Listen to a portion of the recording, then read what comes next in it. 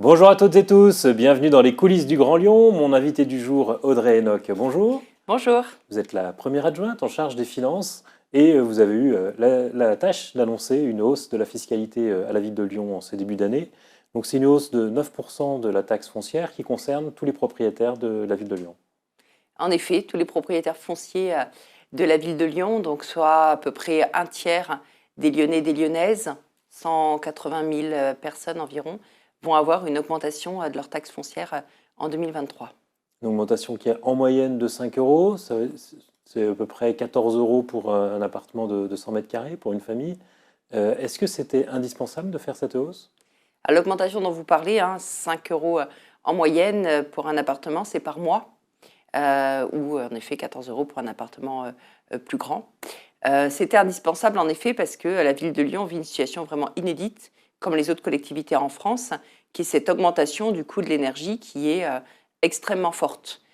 Pour la ville de Lyon, nous avons calculé que sur un budget d'énergie d'environ 20 millions d'euros par an, on va passer à un budget de 50 millions d'euros en 2023, soit une augmentation de 30 millions d'euros uniquement pour le coût de l'énergie et essentiellement pour le coût de l'électricité. À ces augmentations-là, excusez-moi, se rajoutent aussi d'autres surcoûts qui sont contraints, qui s'imposent à la ville de Lyon, notamment du fait de l'inflation qui renchérit le prix des marchés, et puis également l'augmentation des salaires des agents de la fonction publique qui a été décidée par l'État, qui est une très bonne chose, parce que c'est vrai qu'il faut que les salaires suivent également l'inflation, mais cette augmentation du point d'indice a également un coût pour la ville de Lyon d'environ 10 millions d'euros par an. Donc au final, du budget 2022 au budget 2023, une augmentation de dépenses contraintes de 50 millions d'euros pour la ville de Lyon. Et donc on n'avait pas d'autre solution pour pouvoir financer ce surcoût que de jouer sur le levier fiscal qui, pour une ville, est essentiellement la taxe foncière. Alors vous dites qu'il n'y avait pas d'autre solution, mais dans la loi de finances, il était prévu une augmentation des bases déjà de 7%, puis une augmentation aussi liée à l'inflation de la dotation de la ville de Lyon. D'autres collectivités ont réussi à passer ce cap sans augmenter les impôts. Alors je pense que beaucoup de collectivités vont augmenter les impôts et si elles ne les ont pas encore augmentés, c'est en général qu'elles les ont augmentés l'an dernier. Mais bon, on verra ça avec les votes des budgets des différentes collectivités en ce début d'année.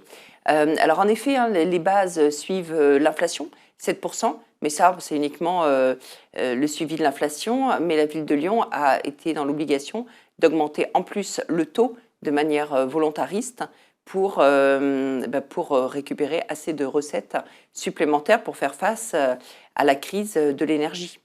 On n'avait pas vraiment d'autre solution parce qu'en réalité, les recettes de la ville sont composées essentiellement de trois choses. Premièrement, l'impôt, et l'impôt direct le plus important, c'est la taxe foncière. Deuxièmement, les dotations de l'État, que vous avez mentionnées, mais en réalité, les dotations de l'État sont en baisse, puisque l'État a augmenté l'ensemble des dotations pour toutes les collectivités de 300 millions d'euros dans la loi de finances, mais en réalité, c'est plus d'1 milliard d'euros de dotations supplémentaires qu'il aurait fallu mettre pour pouvoir faire face à l'inflation.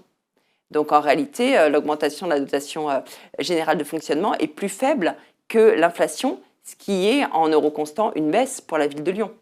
Une baisse qui se rajoute, je le rappelle quand même, à une baisse continue des dotations de l'État depuis 10 ans, puisque c'est environ 60 millions d'euros par an que la ville a en moins aujourd'hui qu'il y a une dizaine d'années. Et puis troisièmement, pardon, pour finir mon propos, l'autre recette importante de la ville de Lyon, c'est ce qu'elle reçoit des services qu'elle offre à sa population et que la population paye à travers les tarifs. Les tarifs de cantine, les entrées dans les musées, les entrées dans les bibliothèques, dans les piscines, etc. Et la municipalité de Lyon a fait le choix de ne pas augmenter les tarifs parce que ce sont vraiment les services publics du quotidien qui touchent l'ensemble de la population, y compris ceux qui sont les plus précaires.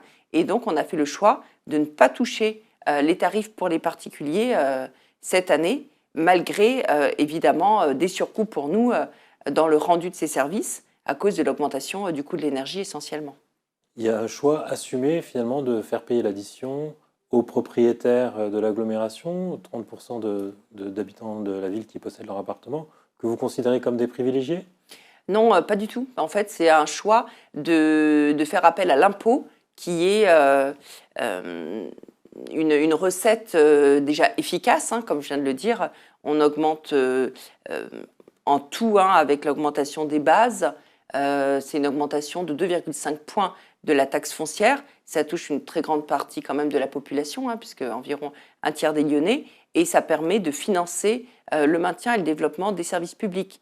Donc c'est une question de redistribution. Le seul levier fiscal dont dispose la ville de Lyon, depuis la réforme et la suppression de la taxe d'habitation, c'est la taxe foncière. Donc en effet, ça touche les propriétaires fonciers, mais ce n'était pas une volonté particulière de toucher les propriétaires fonciers. Après, il se trouve en effet que les propriétaires fonciers sont pas la population la plus précaire de la ville de Lyon, puisque le taux de pauvreté chez les propriétaires fonciers est beaucoup plus faible que chez les locataires, et que les quelques propriétaires fonciers les plus précaires bénéficient d'ores et déjà d'exonération. On entend que vous liez beaucoup cette hausse au coût de l'énergie. Ça veut dire que s'il y avait une bonne nouvelle dans les 2-3 ans qui viennent d'ici la fin du mandat, vous pourriez rebaisser les impôts ? S'il y avait une baisse très importante du coût de l'énergie, pourquoi pas, mais je ne suis pas très optimiste, puisque le prix de l'électricité va sans doute rester quand même élevé, même s'il pourrait rebaisser. Et puis dans 2 ans, la ville de Lyon va devoir négocier son contrat de gaz. Et là aussi, on a de fortes chances de payer le gaz dans l'avenir plus cher qu'aujourd'hui. Donc je ne pense pas malheureusement qu'on ait des baisses de dépenses contraintes qui nous permettraient de rebaisser les impôts.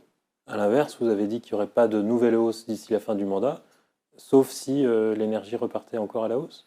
Non, là, on a essayé de calculer cette augmentation au plus juste pour pouvoir faire face aux surcoûts qui s'imposent à nous en 2023, mais également pour pouvoir intégrer d'autres hausses qui pourraient malheureusement arriver, comme celle du prix du gaz dont je parlais.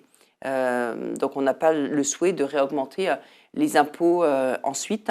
On a préféré faire une hausse calculée au plus juste pour voir venir dans les 3-4 années qui viennent. Et puis je me permets de rappeler que malgré cette hausse, on est quand même une des villes, si ce n'est la ville de plus de 200 000 habitants, la moins imposée en France. Puisque, vous l'avez rappelé tout à l'heure, avec cette hausse prévue, nous allons arriver à un taux de taxe foncière de 31,89%, quand la moyenne des grandes villes est à 42%.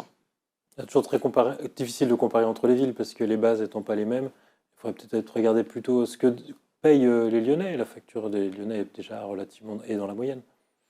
Non, on est quand même plus bas, c'est certain, parce que 10 points de moins que les autres grandes villes françaises, la taxe foncière est faible au niveau de la ville de Lyon. En tant qu'écologiste, est-ce que c'est vertueux d'augmenter les impôts quand le prix de l'énergie monte ? Est-ce qu'il ne faudrait pas miser sur plus de sobriété, plus d'investissement dans la rénovation énergétique, par exemple ? Vous avez raison, c'est ce qu'on fait. On a mis en place un plan de sobriété très ambitieux. Vous pouvez le faire à la place d'augmenter les impôts ? C'est pas suffisant. C'est-à-dire que là, on fait face à un surcoût tellement important. Hein, je l'ai rappelé, 50 millions d'euros de plus cette année, c'est vraiment une somme qu'on ne pouvait pas absorber facilement, malgré des économies qui ont été faites, mais qui ne sont pas au niveau du surcoût. Donc on a mis en place ce plan de sobriété qui va nous permettre d'économiser 10% d'énergie en 1 an, quand l'État demandait à le faire en 2 ans. Donc ça, les Lyonnais et Lyonnaises le vivent, hein, puisque ça se traduit par une baisse des températures dans les équipements publics, par une baisse de la mise en lumière des bâtiments de la ville certains soirs de la semaine. Voilà, un effort qu'on a demandé aux Lyonnais, qu'on s'applique à nous-mêmes, donc Ville de Lyon, et qui permet de faire 10% d'économie d'énergie. Et il faut continuer évidemment cet effort. Et puis comme vous le disiez très justement, une grande partie de la programmation des investissements de la ville de Lyon a pour but de faire de la rénovation thermique des bâtiments afin qu'ils soient moins énergivores et qui nous permettent de moins consommer au niveau du chauffage et au niveau de l'électricité.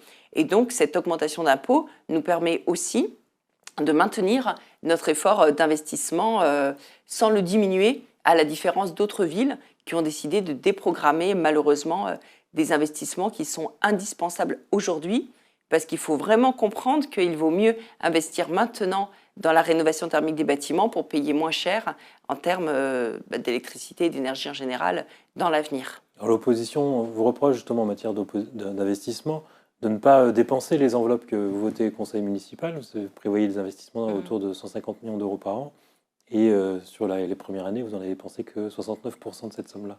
Oui, mais ça, ils jouent sur une logique qui pourtant est vraiment connue de leur côté, hein. C'est-à-dire qu'en fait, la ville se doit d'engager des sommes importantes pour l'investissement, mais qu'elle réalise toujours moins. C'est-à-dire que si on lance, par exemple, le projet de construction d'une nouvelle école, on engage tout de suite la somme entière. Par exemple, l'école va nous coûter 10 millions d'euros, mais on sait que sur le mandat, on va dépenser réellement que 6 millions d'euros, par exemple, puisque l'école va se faire dans le long terme. Et c'est la même logique sur le budget annuel. On inscrit en général 150 millions d'euros d'investissement par an, quand on réalise plutôt autour de... on a réalisé 105 millions d'euros en 2022 et pour 2023, ce sera plutôt autour de 120, 130. Mais on inscrit plus au fil du mandat, pour ne pas être bloqué par un manque d'inscription budgétaire. C'est aussi parce qu'en début de mandat, vous avez plus de mal à atteindre vos objectifs et plus on avance dans le mandat, plus vous arrivez à dépenser les sommes que vous avez prévues. C'est tout à fait classique. En effet, en début de mandat, on programme, on réfléchit aux investissements qu'on va faire, on lance les études. Et puis, au bout de la deuxième, troisième année, on commence vraiment à être dans les chantiers, à payer les marchés. Et donc, il y a toujours une vague avec un niveau d'investissement qui est faible en début de mandat, qui augmente en cours de mandat et qui parfois diminue en fin de mandat. Donc nous, on va essayer au contraire de faire en sorte que la machine lancée pour rénover les bâtiments publics de la ville de Lyon reste en augmentation jusqu'en 2026 et même sur le prochain mandat, quels que soient les élus, parce qu'il s'agit essentiellement d'investissements qui sont pas politiques, qui sont acceptés par tout le monde, puisque ce sont des rénovations thermiques de nos bâtiments, ce sont des constructions d'écoles, de crèches. C'est la construction, comme vous le savez, d'une piscine sur ce mandat, qui est nécessaire parce qu'on sait bien qu'il n'y a pas assez de piscines à la ville de Lyon, par exemple. Donc, en effet, il y a toujours une baisse d'investissement au début du mandat et puis ensuite, ça accélère. Pourquoi vous ne faites pas plus appel à l'endettement, plutôt peut-être qu'à l'impôt, pour réaliser tous ces investissements ? Alors, ce n'est pas la même chose, hein. L'endettement, en effet, peut être utilisé uniquement pour l'investissement. On a prévu de pouvoir augmenter la dette de la ville de manière raisonnée jusqu'à la fin du mandat, puisque c'est important de faire les investissements aujourd'hui pour l'avenir. Pour l'instant, ce n'est pas ce que vous avez fait, parce qu'au contraire, vous avez désendetté la ville l'année dernière. On a désendetté parce qu'on gère la dette évidemment au jour le jour et comme on l'indiquait, les 2 premières années du mandat, on est beaucoup dans les études, dans les consultations des entreprises pour réaliser nos bâtiments. Et maintenant qu'on arrive dans le dur, on va pouvoir décaisser de l'argent pour pouvoir payer ces travaux. Mais donc, pour vous répondre, là, le surcoût qu'on vit aujourd'hui du fait de l'inflation, et notamment le coût de l'énergie, ça, ce sont des dépenses de fonctionnement. Et donc, on n'a pas le droit, dans les collectivités locales, de payer le fonctionnement par de l'endettement. Il y a uniquement des recettes de fonctionnement qui peuvent nous permettre de payer ces dépenses de fonctionnement, d'où le recours à l'impôt. Dernière question, on se souvient qu'avant les vacances, il y avait eu une polémique autour de l'ANEF et ses liens avec l'anthroposophie, qui sont pointés comme dérives sectaires par la Miviludes. Vous aviez répondu que vous alliez écrire à la Miviludes pour poser des questions sur ces dérives. Est-ce que vous avez eu les réponses que vous souhaitiez ? Non, en effet, j'ai écrit au président de la Miviludes dès la sortie du rapport et je n'ai pas encore eu de réponse. Donc pour l'instant, moi, je m'appuie sur les autorisations données par la Banque de France, par la PCR, qui est un organisme qui contrôle les banques et qui nous ont pas alertés sur un quelconque risque dans l'utilisation que fait l'ANEF de ces deniers. Donc, en fonction de cette réponse, vous pourriez renoncer à faire appel à l'ANEF ? Si vraiment il y avait une preuve que les fonds mobilisés par l'ANEF financent des dérives sectaires, évidemment, on agirait. Mais aujourd'hui, on n'a aucune preuve que le fait que certaines personnes à la nef croient à l'anthroposophie ait une quelconque influence sur les choix budgétaires qui sont faits par cette banque. Audrey Enoch, je vous remercie. Et puis moi, je vous dis à demain pour une nouvelle émission des coulisses du Grand Lion.